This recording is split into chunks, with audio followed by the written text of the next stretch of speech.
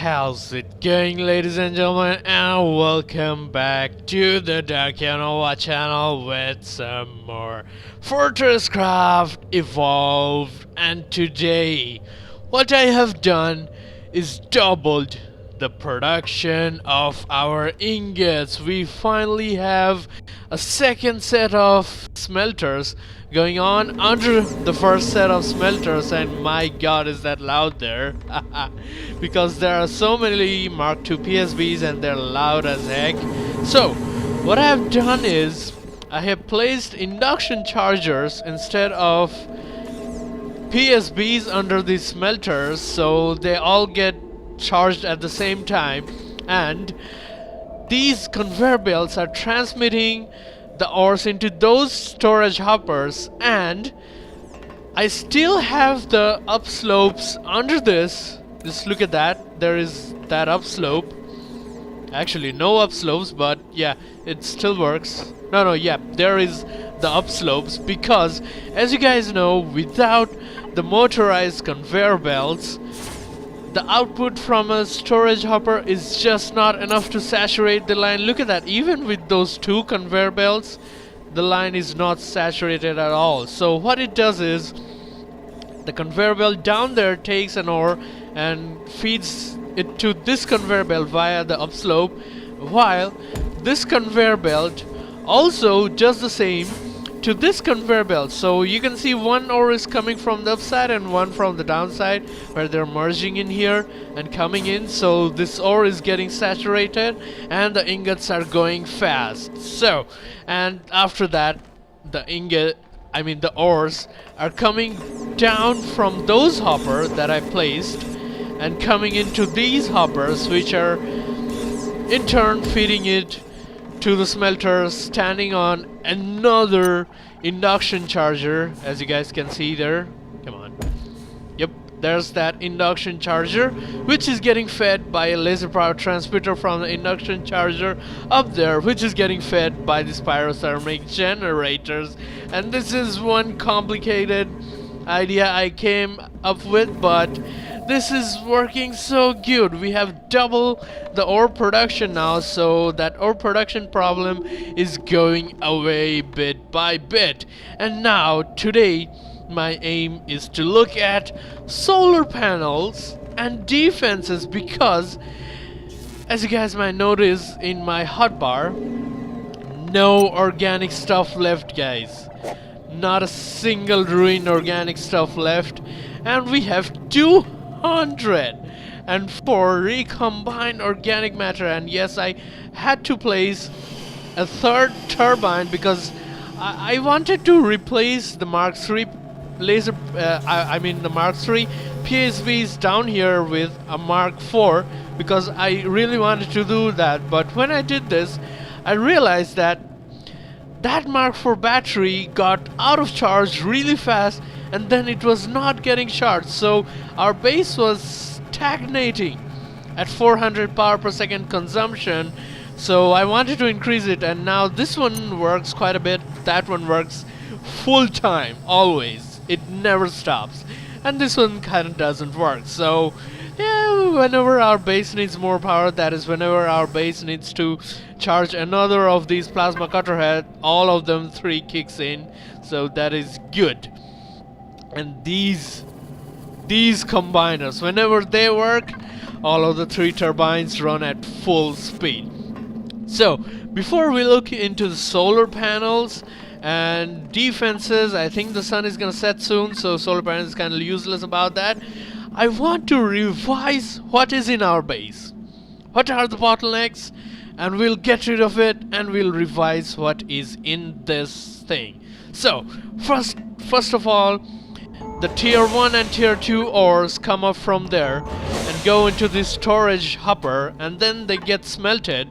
And the smelted ores, that are smelted into the bars, if I can speak English today, turn right in here and go into the matter transmitters, and they get shot straight up to those hoppers, which in turn shoot those into these hoppers, which are definitely connected to the mass storage devices. So that's the fate of the ingots, it goes into the mass storage devices. But then the mass storage devices push out the ingots to go back, and the ingots go back into the system with the help of this conveyor line, which I will be converting to matter movers in a later state as soon as we have enough power generation. And this ingot line goes back in here, and this contraption is to split the ingots. Half of the ingots goes here, which in turn makes all the experimental pods. We currently have 300 of each experimental pods, so that is not a problem. And the experimental pods in turn go up to this research laboratory where 9 pyrothermic generator power it with infused coal, which is good. And the rest of the ingots from that dividing contraption right in there goes up to this storage contraption in here, which has 7 storage blocks, each for 1 type of ingots. And these storage blocks provide me with ingots like this whenever I want them, and provide this contraption with ingots. So this one makes steel bars, which in turn feeds it to this, which in turn makes steel cutter heads, which in turn feeds the steel cutter head into that hopper, which in turn feeds it to the plasma cutter charger, and that makes plasma cutters. And this plasma cutter is transported up here, and this power goes to that thing which is used for the beacons. So the plasma cutters are transported up there and into these beacons, and these beacons basically feed our ore extractors with plasma cutter heads using logistics Falcars. That is one heck of contraption. I never realized how I did this, but I kinda did this, and I'm very proud of it. And about the power, the coal comes from here, obviously with the plasma cutter head, and we have a big ass coal node there.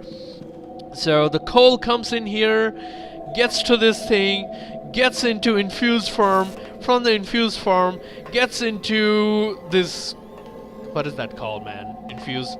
No, enriched coal, yeah, enriched form, and then gets into the infused form, and then gets supplied to the experimental pod producers, the smelters, and the laboratory. But I will be converting the laboratory to purely turbine powered at a later stage. So that is done, and in here, the ingots going from the smelter gets shot straight up to that contraption up in there, which uses again forced induction, not forced another induction charger, yep, which uses induction charger. And this two are, one is biomass and one is crystal. The biomass goes here, this reactor vat converts the biomass into plastic pellets, and this reactor vat converts the biomass into frigging high energy composite fuel, which gets fed to our turbines, and the empty canisters are then recycled in this as well. And the crystals go into the crystal clock maker hopper. There is our crystal clock maker, which feeds the crystal clock maker into that. The crystal clocks are fed into advanced machine block assembler, and this thing assembles hardened machine blocks. And the ingots which are being shot into this contraption are used to create advanced machine blocks, hardened machine blocks in here. And I think we are not having enough nickel ingots. Yep, we're not having enough nickel ingots, and allied machine blocks as well, because we kind of need a lot of allied machine blocks. And after the alloyed blocks, we have this crazy contraption here, and this is basically a non-automated manual contraption for now. So these are the cryo hoppers, which keep our ruined organic stuff fresh and dandy, which feeds into this organic reassemblers, and these organic reassemblers use a fuck ton of power and 2 minutes to produce some recombined organic matter by which we can create a lot of ice, which is kind of required for producing better ice. And now that is our conveyor belt and machinery structure, and next is the power structure. So as you guys know, the high energy composite fuel gets produced in there, and the high energy composite fuel, after getting produced, goes through this line and gets fed into the turbines, and the turbines in return give the empty fuel canisters to this line. And I kinda did stop this line because I wanted to saturate it. The fuel canisters, not tin canisters, and the iron is supplied from the output of the mass storage device. This storage hopper basically divides the output of the mass storage device to the one that goes to the experimental pod line and the one that creates these pipes, and the pipes are in turn fed into, we gotta log that, yep, the pipes are fed into the reactor vat in the form of empty fuel canisters to produce these high energy composite fuel. So the high energy composite fuel gets up there. I need to go up there to show you guys the rest. Yeah, that looks pretty cool, to be honest. And there we go, the high energy composite fuel comes up that conveyor line, yep, and it is fed to those turbines via the hoppers underneath it, and these hoppers are basically fed by the turbines with empty fuel canisters, and the empty fuel canisters get recycled. So that's that. And then the turbines provide power to this huge Mark IV battery component. Actually, that's a full Mark IV battery via a Mark III power transmitter. Yep, I haven't played this game for so long that I even forgot that it uses Mark III and not Tier 3. A Mark III power transmitter with a crude organic lens, and a Mark II power transmitter with a crude organic lens, because these turbines at full speed produce 455 power per second, and this thing can only transmit 400, so we need that Mark II as well for these to run at full capacity, which we want, because whenever they slow down, they're kind of inefficient and waste high energy composite fuel, and in turn waste more biomass. And this Mark IV battery is hooked up with two Mark III laser power transmitters bought. This Mark III laser power transmitter is equipped with an exceptional organic lens, so it has a capacity of 1120 power per second transmission, and I'm gonna do that with this one and a future Mark III power transmitter in there as that one. So there is 3360 power per second being fed into this Mark IV battery, which in turn feeds it into these power transmitters, and these power transmitters feed the steel in the plasma cutter head infuser via that, because we need more than 800 power per second. So there is two lines of these Mark III power transmitters because we don't have enough ice to do that. This one, I think, feeds power to our extractors. No, this one feeds power to our matter movers, which is good.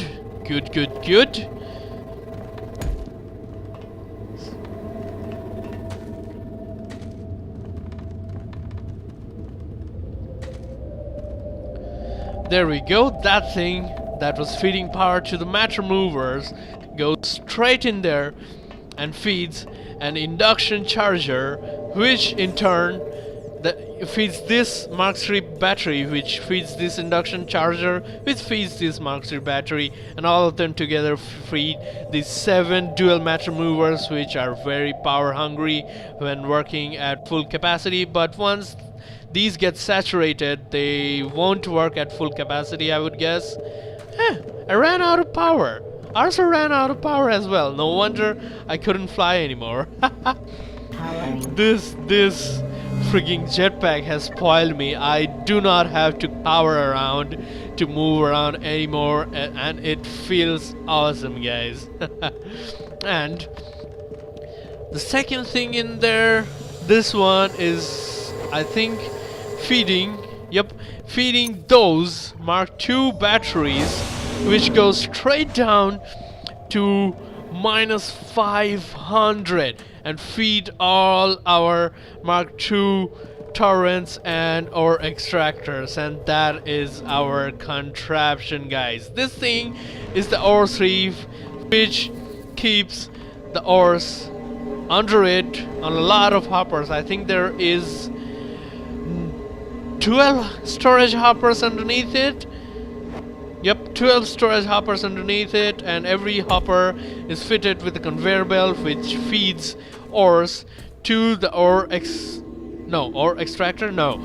smelter, which we got early game hooked up to the central power hub, and the central power hub is basically now doing all the smelting of the ores that were in our inventory. Oh my god, guys. Look at the threat level shoot up. I just restarted the game because I was having some lag issues. And with one turbine running, that's the threat with one turbine running. Wow, it just shoots up.